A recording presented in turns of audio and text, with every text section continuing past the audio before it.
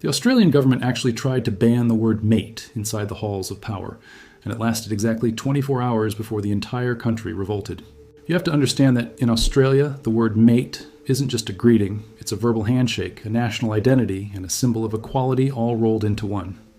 Trying to outlaw it in the national parliament was like trying to tell a fish it isn't allowed to be wet. It was a move so disconnected from reality that it managed to unite every single politician and citizen in a rare moment of pure, unadulterated outrage. The year was 2005, and the setting was the high security halls of Parliament House in Canberra. A senior civil servant named Hilary Penfold, who was in charge of parliamentary services at the time, decided that things were getting a bit too casual. She issued a formal memo to the security guards in attendance, the very people who greet everyone at the door, telling them they were no longer allowed to address politicians or visitors as mate. The goal was supposedly to ensure respect and decorum, but the result was the exact opposite. Within minutes of the news leaking, the backlash didn't just ripple, it exploded. You see, mateship is actually written into the cultural fabric of the country. It's the idea that no matter who you are, a billionaire or a guy fixing a fence, you are on equal footing.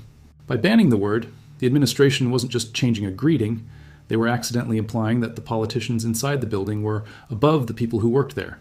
It felt like a return to a class system that Australians had spent a century trying to bury. The reactions were legendary.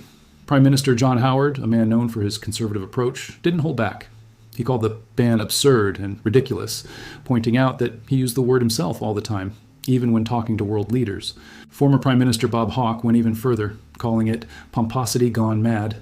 Even the opposition leaders, who rarely agreed with the government on anything, stood up to defend the word. It was a rare moment where the entire political spectrum looked at a rule and said, yeah, no, that's not happening. By the next morning, the pressure was so intense that the department had to do a total 180-degree turn. The ban was officially scrapped in less than 24 hours. The guards were told they could go back to being their usual friendly selves, provided they used their judgment. The Great Mate Ban became a national joke, a cautionary tale about what happens when bureaucracy tries to overwrite culture. It's a powerful reminder that some things are deeper than legislation. You can change the laws, you can change the taxes, and you can change the borders, but you cannot take a word that defines a people's soul and tell them it's against the rules. In the end, the word mate didn't just survive the halls of Parliament, it conquered them. It proved that in Australia, the ultimate sign of respect isn't a formal title, it's being treated like an equal.